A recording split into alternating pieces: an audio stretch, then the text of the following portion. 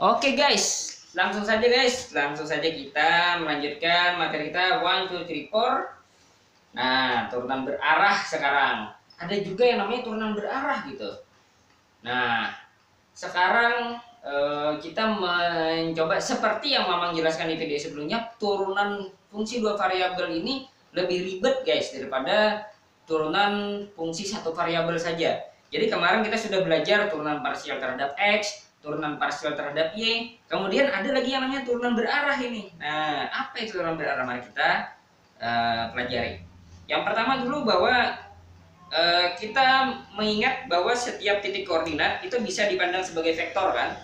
Nah ini, jadi kita pandang sekarang misalkan katakanlah dia P ya koordinatnya, maka berarti vektornya kalau ditulis dalam bahasa vektor kan menjadi ini.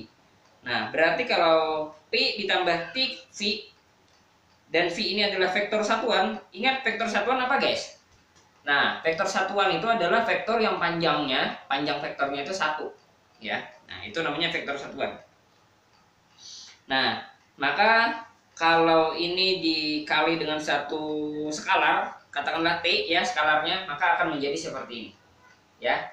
Nah, kemudian kita definisikan turunan berarah F terhadap V sebagai ini. dVF ya, lambangnya ini. Nah, limit T menuju 0, Fp ditambah TV, di mana ini adalah vektor, guys, dan ini adalah vektor juga, plus Fp. Nah, per T. Nah, seperti itu.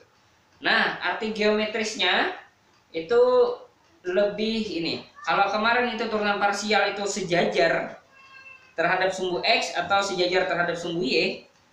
Nah, sekarang ini tidak perlu sejajar lagi, guys. Tapi sejajarnya itu tidak harus sejajar terhadap sumbu X atau tidak perlu sejajar terhadap sumbu Y, tapi sejajar terhadap vektor V yang diambil, guys. Nah, jadi garis singgung juga, tapi sejajar terhadap V yang diambil. Nah, itu berapa ininya? Berapa kemiringannya itu berapa? Nah, itu yang dinamakan turunan berarah. Nah, gitu ya, guys. Oke, jadi begitu ya. Maka nah, ini ilustrasinya. Di sini ada P ya. Misalkan ini vektor P, ini seperti ini. Kemudian ada TV di sini. Nah, V-nya tuh di sini ya. Nah, TV-nya menuju ke sini misalnya ya. Atau bisa saja dia menuju ke sini. Boleh juga, tergantung T-nya gitu ya. Nah, maka turunannya itu adalah kemiringan dari ini. Kemiringan garis singgung terhadap arah V. Nah, terhadap arah V ya. Dan ini adalah lambangnya adalah ini, dVF ya. P. Nah, ini ya. Oke, jadi seperti itu ya. Bau. Oke, guys. Jadi sebenarnya guys, turunan berarah ini adalah perumuman daripada turunan parsial yang kita pelajari di video sebelumnya. Coba kalau kita ambil H-nya ini sama dengan 0, K-nya sama dengan 1, maka turunan berarah ini tidak lain adalah sama dengan turunan parsial terhadap Y. Nah, beda lagi kalau K-nya 0, H-nya 1, maka dapat dengan mudah dicek bahwa turunan berarah ini sama dengan turunan parsial terhadap X. Jadi turunan berarah ini lebih umum daripada turunan parsial terhadap X, Y ya. Terhadap X dan Y gitu. Nah, turunan berarah merupakan definisi turunan parsial versi yang lebih lemah ya, yang lebih umum lah maksudnya ya. Suatu fungsi dua variabel mempunyai turunan parsial, yang mempunyai turunan parsial belum tentu punya turunan di segala arah. Oke, ya. Jadi ya punya turunan parsial belum, suatu fungsi dua variabel mempunyai turunan parsial belum tentu mempunyai turunan di segala arah. Ya, itu dicatat ya. Selanjutnya perhatikan hal berikut. Dalam fungsi satu kubah, kita masih ingat ya, turunan fungsi didefinisikan sebagai ini ya. Oh, ini mau ke arah terdiferensialan atau diferensiabel. Maka ada f aksen A sama dengan artinya jika ada f aksen A sehingga ini dipenuhi, ya. Nah, f A plus H dikurang FH ini dengan cara apa ini? Ini dengan cara menyeberangkan ini ke sini, guys. Dengan cara diseberangkan ini ke sini, kemudian limitnya dianggap dengan H ini, ya. Nah, itu.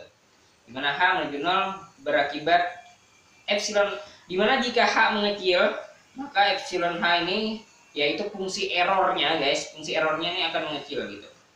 Nah, itu kalau turunan satu keubah, ya. Nah, kemudian kita akan menggunakan ini untuk menggeneralisasi definisi f aksen A ini, guys. F aksen A ini, ya.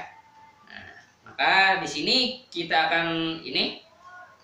akan bikin satu kesepakatan baru tentang fungsi terdiferensial.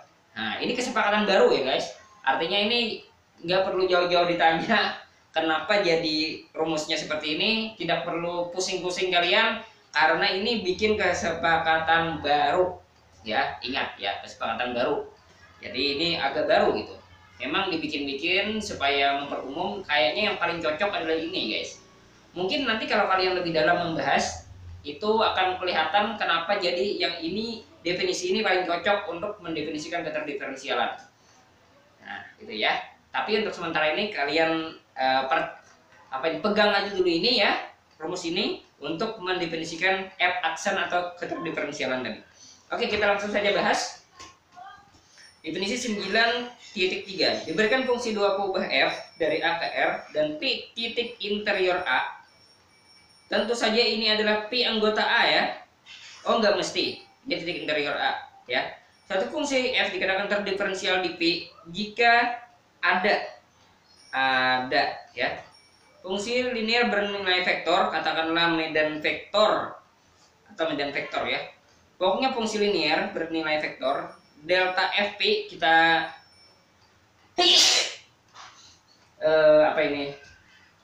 kita definisikan dengan ini delta del, ya, bacanya del, ya, del fp, sehingga berlaku untuk setiap epsilon positif terdapat delta epsilon positif, sehingga bla bla bla bla bla seperti yang kalian ini. Ketika ini kita gencet panjang v-nya, ini kita gencet, guys, ya, kita gencet sekecil mungkin, maka f ditambah p akan termuat di A, dan selisihnya ini dengan cross atau dot product dengan delta fp ini akan kurang dari fungsi errornya dan kurang dari epsilon, ya, dikali delta epsilon. Nah, seperti itu, ya, definisinya. Ini mirip seperti ini, guys. Nah, jadi menggeneralisasi ini definisi ini. Nah, jatuhnya seperti ini. Nah, di sini perkaliannya adalah perkalian dot product vektor, ya. Kalian udah belajar tuh di aljabar matrik, ya, kalau nggak salah, ya. Atau kalau kalian masih belum belajar juga, tonton video vektor Mamang yang versi sekolah. Ada dot product. Nah, ini vektor, guys, v-nya ini. Seperti halnya vektor yang kita gambarkan yang di v di sini tadi. Nah, vektor ini. Nah, gitu, ya. Nah, kemudian definisi keterdiferensial di atas terlihat sangat formal. Nah, itu, ya. Atau terlihat sangat berbelit-belit, ya. Jujur, itu memang berbelit-belit, guys. Nah, tapi di sini sebenarnya yang perlu diingat adalah del fp itu adalah vektor. Yang pertama adalah ini beberapa hal yang perlu diingat, ya. Yang pertama, turunan di fungsi dua keubah itu bernilai vektor. Jadi ini adalah vektor, guys, nanti hasilnya. Jadi kalau nanti hasilnya bilangan, kalian menebarkan hasilnya adalah bilangan, berarti kalian salah hitung, pasti salah hitung juga. Jadi harus hasilnya ini adalah vektor nanti. Kemudian dia linear. Nah, dia linear terhadap f plus g, jatuhnya seperti ini. Kemudian dia, ya, ini linear, kan, ada skalarnya boleh keluar. Seperti halnya turunan, ya. Kemudian sebenarnya ada satu lagi, guys. Di sini ada satu lagi, ya. Harapannya, ya. Tapi kurang tahu nih Mamang nih. Kemungkinan ada satu lagi nih, guys. Mamang ini harusnya ada fg, P di sini sama dengan del FP GP begitu ya, ditambah del GP gitu FP. Nah harusnya ada ini guys, sifat ini, tapi memang lupa ya mungkin ya, harusnya ada ini guys. Jadi ini ya seperti rumus ini guys, seperti rumus turunan ya, turunan yang di satu kubah gitu ya. Nah gitu. Oh ini teoritis banget guys, teoritis banget ini. Oke. Ini memang mungkin banyak skip ya.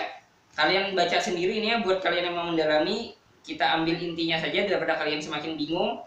Nah, rumus dari del FP yang tadi kan rumusnya formal ya, alias sangat sulit. Ini lihat nih, daripada kalian ini tapi sebenarnya lebih ideal yang ini guys. Kalau kalian sudah tingkat pro ya, tapi kalau kalian masih pemula akan lebih baik kalau kalian menggunakan rumus ini saja. Jadi del FP itu adalah vektor yang komponen pertamanya adalah turunan parsial X terhadap X dan turunan parsial terhadap Y itu menjadi komponen keduanya, Yobromon, Diaboromon ya. Nah, dengan rumus ini akan menjadi lebih mudah ya. Misal, nah ini kita contohkan ya, Fxy sama dengan misalnya ya 2x EXY. Ini guys. Maka ini contoh ya. Nah, ini fungsinya kontinu guys. Ini fungsinya kontinu, jadi kita bisa langsung hitung saja ini. Do F per do X ini sama dengan apa ini guys? Ini di A, B nya sama dengan misalnya adalah 1,2 ya misalnya ya. Nah gitu. Maka do F per do X ini berarti 2 X, Y. Oke. Kemudian do F per do Y ini sama dengan berapa guys? 2 X, Y ditambah 2X. Salah ya, do F per do Y ya. Do F per do Y. Ini ada yang salah nih guys. Ada yang salah guys. Ditambah 2x X, Y. Nah begitu guys ya, karena ya betul ya. Kemudian do F per do Y sama dengan 2x sama nih guys. Nah sama ya. Oke, sekarang masukkan guys, masukkan nilainya 1,2. Jadinya do F per do X sama dengan 2e pangkat 2 ditambah 2e pangkat 2 lagi nih. Jadi ini 4e pangkat 2 guys. Nah sekarang kita masukkan yang ini, do F per do Y ini 1,2 ya, 1,2 begitu ya, menjadi 2e pangkat 2. Nah sekarang kita masukkan guys, kita masukkan ke dalam rumusnya. Do F 1,2 ini sama dengan berapa tadi? 4e pangkat 2 dan 2e pangkat 2. Nah seperti itu guys cara menghitungnya. Gampang ya, gampang pakai rumus ini. Nah gitu. Tapi harus di make sure guys bahwa fungsi yang di soal ini adalah fungsi kontinu ya. Make sure dia fungsi kontinu mulus gitu ya, terdiferensial berapa kali gitu, supaya dia itu benar-benar mulus ya. Oke. Nah, oke. Kemudian ada nggak nih rumus turunan berarah, ada nggak di sini? Di sini belum dibahas ya. Oh ini ada guys. Dengan rumus yang sudah kita pelajari tadi, kita bisa menentukan rumus turunan berarah dengan lebih mudah guys. Nah ternyata kalau kita ini kan tadi kan kita limitkan ya, ini per P ya, kita limitkan ini sama dengan ini guys. Nah dan ini kalau kita jabarkan sigmanya menjadi, nah PI dikali do XIF per P. Nah, intinya begini guys. Kalau dua variabel begini ya, di VF P ya sama dengan V1 dikali do F per do X P ya, ini ya, ditambah V2 dikali do F per do Y ini P. Nah, begitu guys. Atau kalau kalian masih pusing, ini diganti saja guys dengan yang seperti ini ya, do FP begitu per do FP. Nah, begini cara menghitungnya ya. Nah, itu. Maka nilainya nanti bakal sama guys. Nah, dengan rumus ini ya. Oke, habis. Ini contohnya guys. Hitunglah turunan fxy x,2y pada arah ini di titik 1,2. Suka banget ya titik 1,2 ya. Oh ya udahlah. 2 per 2x berapa guys? Di sini 2 per dx 1 ya. 2 per 2y 2. Ini enak nih. Jadi 1,2 ya sama aja berarti 1,2 ya. Berarti nanti ini tinggal kita kalikan guys dengan ini. Ini karena ada sudah di soal ini ya, berarti 1 dikali 1 per akar 2 ditambah 2 dikali 1 per akar 2 menjadi 1 per tambah 2 ya, menjadi 3 per akar 2. Nah, inilah turunan berarahnya ya, IVF ya, 1,2. Nah, seperti itu guys, gampang ya, mudah lah kalkulus ya. Oke, mungkin itu saja guys dari Mamang, mudah-mudahan ini bermanfaat. Thank you for watching.